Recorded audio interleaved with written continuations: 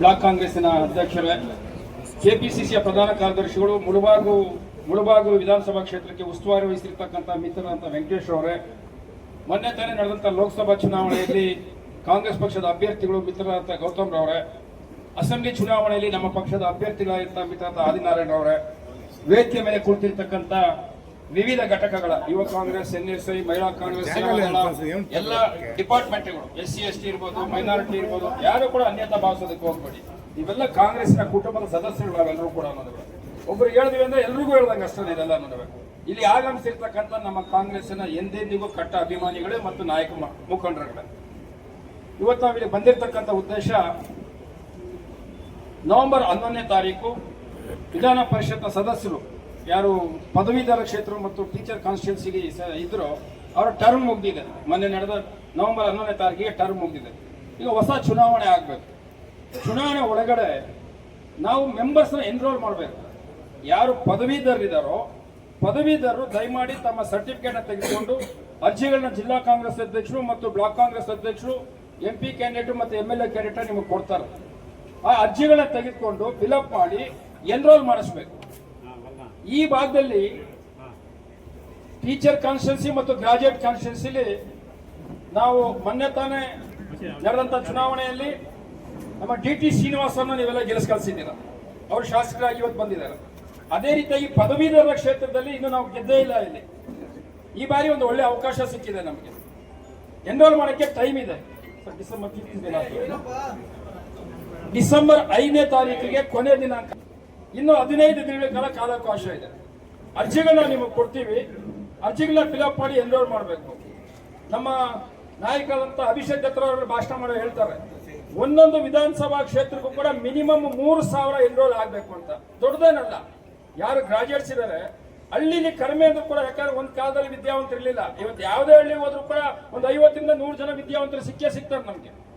ಯಾರು ಗ್ರಾಜುಯೇಟ್ ಮಾಡಿ ಎನ್ರೋಲ್ ಮಾಡಿಲ್ಲ ಅಂತವ್ರನ್ನ ಎನ್ರೋಲ್ ಮಾಡಿಸ್ಬೇಕು. ಮಿನಿಮಮ್ 3,000 ಮಾಡಬೇಕು ಅಂತ ಟಾರ್ಗೆಟ್ ನ ಕೊಟ್ಟಿದ್ದಾರೆ. ಇದು ಈ ಕಾನ್ಸ್ಟಿಟ್ಯೂನ್ಸಿ 36 ವಿಧಾನಸಭಾ ಕ್ಷೇತ್ರಗಳು ಸೇರ್ತವೆ. ಒಂದು ಕ್ಷೇತ್ರದಲ್ಲಿ 3,000 ಮಾಡಿದ್ವಿ ಅಂತಂದ್ರೆ 1 ಲಕ್ಷ ಚಿಲ್ಲರೆ ಆಗುತ್ತೆ. ಖಂಡಿತವಾಗಿ ನಾವು ಗೆಲ್ಲೇಬಹುದು. ಈ ಒಂದು ನಿಟ್ಟಿನಲ್ಲಿ ಈಗ ಎಚ್ಚೆತ್ಕೊಂಡು ನಮ್ಮ ನಾಯಕರಿಗೆ ಎಲ್ಲ ನೆನ್ನೆ ತರ ಚಿಕ್ಕಬಳ್ಳಾಪುರದ 5 ವಿಧಾನಸಭಾ ಕ್ಷೇತ್ರಗಳು ಕೂಡ ಮೀಟಿಂಗ್ ಮಾಡ್ಕೊಂಡು ಬಂದ್ರು.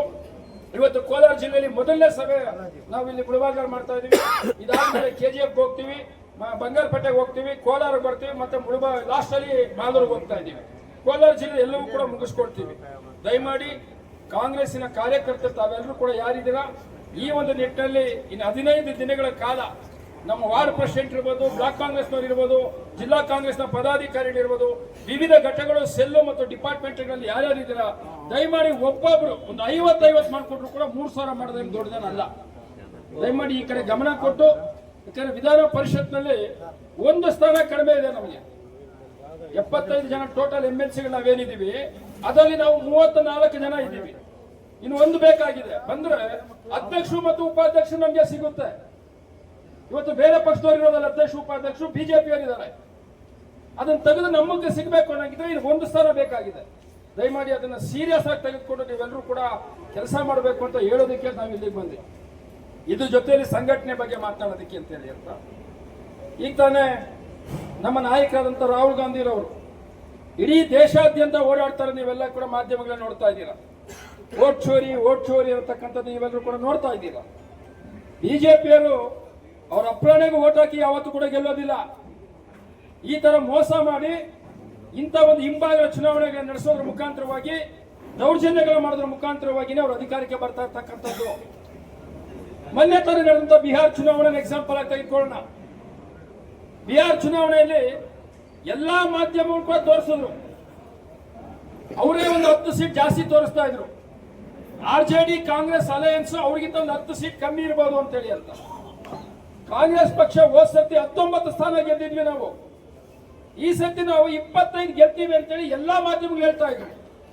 ರಾಹುಲ್ ಗಾಂಧಿರವರು ಯಾವುದೇ ಒಂದು ಸಾರ್ವಜನಿಕ ಸಭೆ ಮಾಡಿದ್ರು, ಬಿಹಾರ್ನ ಯಾವುದೇ ಕಾರ್ನರ್ ಹೋಗ್ಲಿ, ಯಾವುದೇ ವಿಧಾನಸಭಾ ಕ್ಷೇತ್ರಕ್ಕೆ ಹೋದ್ರು ಕೂಡ ಲಕ್ಷಾಂತರ ಜನ ಸೇರ್ತಾ ಇದ್ರು ರಾಹುಲ್ ಗಾಂಧಿ ಅವರು ನೋಡ್ಲಿಕ್ಕೆ ಮತ್ತು ಕಾಂಗ್ರೆಸ್ಗೆ ಬೆಂಬಲ ಕೊಡ್ತೀನಿ ಅಂತೇಳಿ ಅಂತ.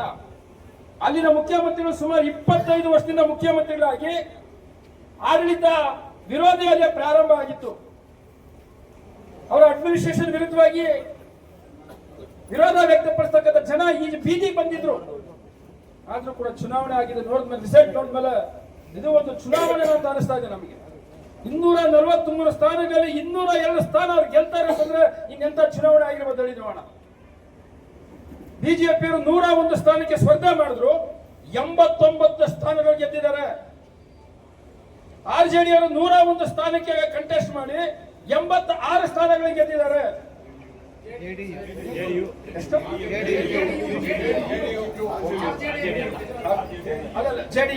ಜೆಡಿಯು ಇಷ್ಟು ಸ್ಥಾನಕ್ಕೆ ಗೆಲ್ತಾರೆ ಅನ್ನೋದಾದ್ರೆ ಇನ್ನು ಚುನಾವಣೆ ಆಗ್ಬೇಕಾಯ್ತು, ಪ್ರಜಾಪ್ರಭುತ್ವನ ಇದು.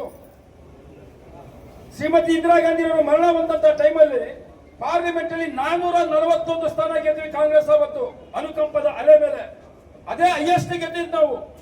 ಆದ್ರೆ ಇವತ್ತು ಇಲ್ಲಿ ಬಿಹಾರ್ನಲ್ಲಿ 243ರಲ್ಲಿ 202 ಸ್ಥಾನ ಗೆಲ್ತಾರೆ ಅಂತಂದ್ರೆ ಚುನಾವಣೆಗೆ ನಾವು ಎದುರಿಸಕ್ ಸಾಧ್ಯ ಇದೆ ಮುಂದೆ. ಅದಕ್ಕೋಸ್ಕರವಾಗಿ ರಾಹುಲ್ ಗಾಂಧಿ ಅವರು ವೋಟ್ ಚೋರಿ ಆಗ್ತಾ ಇದೆ ಅಂತ ಹೇಳಿ ನಾಳೆ ನಡೆಯೋ ಬಿಹಾರ್ ಚುನಾವಣೆಯಲ್ಲೂ ಕೂಡ ಇದಾಗುತ್ತೆ ಅಂತ ಮೊದಲೇ ಹೇಳಿದ್ರು. ಅವರು ಭವಿಷ್ಯ ಹೇಳಿದ್ರು.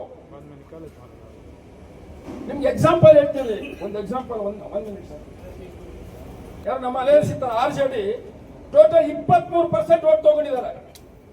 ಗೆದ್ದಿರೋ ಸ್ಥಾನ ಬರೀ 25 ಸ್ಥಾನಗಳು ಮಾತ್ರ. ಬಿಜೆಪಿ ತಗೊಂಡಿರ್ತಕ್ಕಂಥದ್ದು ಬರೀ 21%. ಆರ್ಜೆಡಿ 23, ಬಿಜೆಪಿ ಬರೀ 21% ತಗೊಂಡಿದ್ದಾರೆ. ಗೆದ್ದಿರೋ ಸ್ಥಾನಗಳು 89.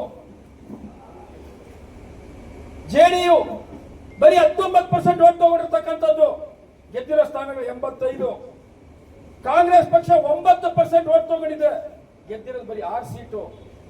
ಎಲ್ಜೆಪಿ ತಗೊಂಡಿರೋದು 5%, ಕಾಂಗ್ರೆಸ್ 9% ತಗೊಂಡು ಗೆದ್ದಿರೋದು 6 ಸೀಟು. ಎಲ್ಜೆಪಿ 5% ತಗೊಂಡು 19 ಸೀಟ್ ಗೆದ್ದಿದ್ದಾರೆ. ಯಾರಾದ್ರೂ ನಂಬಬಹುದು ಇದನ್ನ? ಎಲೆಕ್ಷನ್ ಕಮಿಷನ್ ಕೇಳಿ ಅಂತಂದ್ರೆ ಏನು ಕೂಡ ಮಾತಾಡೋದಿಲ್ಲ. ಅವರು ಬಿಜೆಪಿ ಏಜೆಂಟ್ ಆಗೋಗಿದ್ದಾರೆ. ಯಾವುದೇ ಕಂಪ್ಲೇಂಟ್ ಕೊಡಿ, ಏನೇ ದೂರು ಕೊಟ್ಟರು ಕೂಡ ಕೇಳೋದೇ ಇಲ್ಲ ಅವರು. ಚುನಾವಣೆಗೆ ಇನ್ನು 1 ವಾರ ಇರಬೇಕಾದ್ರೆ ಸುಮಾರು 1.5 ಕೋಟಿ ಮಹಿಳೆಯರಿಗೆ ಅವರ ಅಕೌಂಟ್ಗೆ 10,000 ರೂಪಾಯಿನ ಅಫಿಷಿಯಲ್ ಆಗಿ ಹಾಕಿದ್ದಾರೆ. ಕೋಡ್ ಆಫ್ ಕಂಡಕ್ಟ್ ಬಂದ ಮೇಲೆ ನಾವು ಯಾವ ಕೆಲಸ ಮಾಡಂಗಿಲ್ವಲ್ಲ, ದುಡ್ಡು ಹಂಚೋದಾಗ್ಲಿ ಇನ್ನೊಂದಾಗಿ ಮಾಡಂಗಿಲ್ವಲ್ಲ. ಸರ್ಕಾರ ಒಂದು ಮಹಿಳೆಗೆ 1.5 ಕೋಟಿ ಕುಟುಂಬಗಳಿಗೆ 10,000 ರೂಪಾಯಿ ಅವರ ಅಕೌಂಟ್ಗೆ ಹಾಕಿದ್ದಾರೆ. ಯಾರಿದನ್ನು ತಡೆಯೋರು? ಇದನ್ನ ಕೇಳಿದ್ರೆ ರಾಹುಲ್ ಗಾಂಧಿ ಅವರು ಸುಳ್ಳು ಹೇಳ್ತಾರೆ, ಇನ್ನೊಂದು ಮಾಡ್ತಾರೆ ಅಂತೇಳಿ ಅವ್ರ ಮೇಲೆ ಗೂಬೆ ಕೂರ್ತಕ್ಕಂಥ ಕೆಲಸವನ್ನು ಮಾಡ್ತಾ ಇದ್ದಾರೆ. ರಾಹುಲ್ ಗಾಂಧಿ ನಾವೆಲ್ಲ ಶಕ್ತಿ ಕೊಡ್ಬೇಕಲ್ಲ. ಸ್ವಾಮಿ, ನೀವು ಮಾಡ್ತಾ ಇದ್ದ ಕೆಲಸಕ್ಕೆ ನಾವೆಲ್ಲ ತಯಾರಾಗಿದ್ದೀವಿ, ನಾವು ನಿಮ್ಮಿಂದ ಇದ್ದೀವಿ. ಅದಕ್ಕೋಸ್ಕರವಾಗಿ ವೋಟ್ ಚೋರಿಗೆ ಸಿಗ್ನೇಚರ್ ಕ್ಯಾಂಪೇನ್ ಮಾಡಿರ್ತಕ್ಕಂಥದ್ದು. ಇಡೀ ಭಾರತ ದೇಶದಲ್ಲಿ ಕರ್ನಾಟಕ ನಂಬರ್ 1 ಸ್ಥಾನದಲ್ಲಿ. ಮೊನ್ನೆ ತಾನೇ ಡಿ ಕೆ ಶಿವಕುಮಾರ್ ಸಾಹೇಬರು, ಜಿ ಚಂದ್ರಶೇಖರ್ ಜೊತೆಯಲ್ಲಿ 4 ಜನ ಡಿಸ್ಟ್ರಿಕ್ಟ್ ಪ್ರೆಸಿಡೆಂಟ್ಗಳು ಕೂಡ ಹೋಗಿ ನಮ್ಮ ಎಐಸಿಸಿಗೆ 1,12,00,000 ಕಾಂಗ್ರೆಸ್ ಕಾರ್ಯಕರ್ತರು ಸೈನ್ ಮಾಡಿರ್ತಕ್ಕಂಥ ಸಬ್ಮಿಟ್ ಮಾಡಿ ಬಂದಿದ್ದಾರೆ. ನಿಮ್ಮಲ್ಲೂ ಕೂಡ ಆದಿನಾರಾಯಣರವರು ಸುಮಾರು 27,000 ಸಿಗ್ನೇಚರ್ ಕಲೆಕ್ಟ್ ಮಾಡಿ ಮುಳಬಾಗಿಲು ತಾಲೂಕಿನ ಕಳಿಸ್ಕೊಟ್ಟಿದ್ದಾರೆ. ಇನ್ನು 30 ತಾರೀಕು ತನಕ ಟೈಮ್ ಇದೆ, ಇನ್ನೂ ಸಿಗ್ನೇಚರ್ ಮಾಡಿಸ್ಬೇಕು. ಅದನ್ನ ಇದು ಒಂದು ಆಂದೋಲನ ಆಗ್ಬೇಕು. ನಮ್ಮ ದೇಶಕ್ಕೆ ಸ್ವಾತಂತ್ರ್ಯ ಬರಬೇಕು ಅಂತ ಅವತ್ತೇನು ಕಾಂಗ್ರೆಸ್ ಹೋರಾಟ ಮಾಡಿದ್ರು. ಇವತ್ತು ಆಂತರಿಕ ಸ್ವಾತಂತ್ರ್ಯ ಬೇಕಾಗಿದೆ. ನರೇಂದ್ರ ಮೋದಿ, ಅಮಿತ್ ಶಾ ಅವರನ್ನು ತೊಲಗಿಸೋದಕ್ಕೆ ನಮಗೆ ಆಂತರಿಕವಾಗಿ ಮತ್ತೆ ಸ್ವಾತಂತ್ರ್ಯ ಬೇಕಾಗಿದೆ. ಒಂದು ಜನ ಆಂದೋಲನ ಶುರು ಆಗಬೇಕು. ಇಲ್ಲಿಂದ ಪ್ರಾರಂಭ ಮಾಡೋಣ. ನಾವು ಯಾವತ್ತು ಬಿಜೆಪಿ ದೇಶ ಬಿಟ್ಟು ತೊಲಗ್ತೀರಾ? ನಾವು ಅವತ್ತು ಕರೆ ಕೊಟ್ಟಿದ್ದು ಬ್ರಿಟಿಷರೇ ದೇಶ ಬಿಟ್ಟು ತೊಲಗಿ ಅಂತ ಹೇಳಿದ್ವಿ. ಇವತ್ತು ಬಿಜೆಪಿಗರೇ ಭಾರತ ಬಿಟ್ಟು ತೊಲಗಿ ಅನ್ನತಕ್ಕಂಥ ಘೋಷಣೆ ಕೂಗೋದ್ರ ಮುಖಾಂತರವಾಗಿ ಇವ್ರನ್ನ ಆಚೆ ಆಗ್ತಕ್ಕಂಥ ಕೆಲಸವನ್ನ ಪ್ರಾಮಾಣಿಕವಾಗಿ ಕಾಂಗ್ರೆಸ್ ನಾವೆಲ್ಲ ಮಾಡಬೇಕಾಗ್ತದೆ. ಮಾಡದೆ ಹೋದ್ರೆ ಈ ದೇಶ ಉಳಿಯೋದಾಗ್ತದೆ. ಭವಿಷ್ಯದ ಮಕ್ಕಳು ಮೊಮ್ಮಕ್ಕಳು ಉದ್ಧಾರ ಆಗಕ್ಕೆ ಆಗೋದಿಲ್ಲ. RSS ಒಂದು ಕಪ್ಪಿ ಮುಷ್ಟಿಯಲ್ಲಿ ದೇಶವನ್ನು ಇಟ್ಕೊಳ್ಳಕ್ಕೆ ಹೊರಟಿದೆ ಇವತ್ತೊಂದು ದಿವಸ. ಆದ್ರಿಂದ ನಾವು ಎಚ್ಚೆತ್ಕೊಳ್ದೆ ಹೋದ್ರೆ ಬಿಡಪ್ಪ, ನಾನು ಒಬ್ಬ ಹೋರಾಟ ಮಾಡಿದ್ರೆ ಏನಾಗ್ಬಿಡುತ್ತೆ ಅಂತೇಳಿ ನಾವೇನಾದ್ರೂ ಅನ್ಕೊಂಡು ಸುಮ್ಮನೆ ಕುಳ್ಕೊಂಡ್ವಿ ಅಂತಂದ್ರೆ ನಾಳೆ ದಿವಸ ಅನುಭವಿಸ್ತಕ್ಕಂಥ ನಾವೇ ಆಗ್ತೀವಿ. ಅದನ್ನ ದಯಮಾಡಿ ನಮ್ಮ ಪಕ್ಷದ ಸಂಘಟನೆಯನ್ನು ಸ್ಟ್ರಾಂಗ್ ಮಾಡ್ಬೇಕು. ಫಸ್ಟ್ ಆದಿನಾರಾಯಣರವರು ಮತ್ತೆ ನಮ್ಮ ಗೌತಮ್ ಅವರು ಕ್ಯಾಂಡಿಡೇಟ್ ಆದ್ರು. ಗೌತಮ್ ಅವ್ರನ್ನ ಇನ್ನೊಂದು ವಾರ ಮೊದಲು ಕ್ಯಾಂಡಿಡೇಟ್ ಮಾಡಿ ಕಳಿಸಿದ್ರೆ ನಿಮ್ಮೆಲ್ಲರ ಆಶೀರ್ವಾದದಿಂದ ಅವ್ರು MP ಆಗ್ತಾ ಇದ್ರ ಇಲ್ವಾ? MP ಆಗ್ತಾ ಇದ್ರು. ಆದಿನಾರಾಯಣ ಅವರು ಕೂಡ ಗೊಂದಲ ಬಂತು, ಯಾರ್ ಕ್ಯಾಂಡಿಡೇಟ್ ಅಂತ ಹೇಳಿ ಅಂತ. ಬೇಗನೆ ಅವ್ರನ್ನ ಅನೌನ್ಸ್ ಮಾಡಿದ್ರೆ ಅವ್ರು ಎಂ ಎಲ್ ಎ ಆಗ್ತಾ ಇರ್ಲಿಲ್ವಾ? ಈ ತಪ್ಪುಗಳು ನಮ್ಮಲ್ಲಿದ್ದಾವೆ. ಇದನ್ನ ಸರಿಪಡಿಸ್ಕೊಂಡು ಯಾರು ನಮ್ಮ ಮುಖಂಡ ಇದ್ದಾನೆ, ಯಾರು ಜನರನ್ನ ಒಟ್ಟಾಗಿ ಸೇರಿಸ್ಕೊಂಡು ಹೋಗ್ತಾರೆ ಅಂತ ಗುರುಸಿ ಬೇಗ ಅನೌನ್ಸ್ ಮಾಡ್ತಕ್ಕಂಥ ಕೆಲಸ ಇನ್ನು ಮುಂದೆ ಕಾಂಗ್ರೆಸ್ ಮಾಡುತ್ತೆ. ನಮ್ಮ ಎಂ ಎಲ್ ಎ ಇದ್ರು ಅಂತಂದ್ರೆ ನಮ್ಮ ಕಷ್ಟನ ಸುಖನ ರಾತ್ರಿ 12 ಗಂಟೆ ಅಂದ್ರೆ ಬಾಗಿಲು ತರ್ಬಿಟ್ಟು ಹೋಗಿ ನಾವು ಕೇಳ್ಬೋದು. ಆದ್ರೆ JDS BJP M L A ಅವ್ರ ಮನೆ ಬಾಗಿಲು ಯಾರು ನಮ್ಮ ಕಾಂಗ್ರೆಸ್ ಕಾರ್ಯಕರ್ತರು ಹೋಗ್ತಾರ, ಮುಖಂಡರು ಹೋಗ್ತಾರ?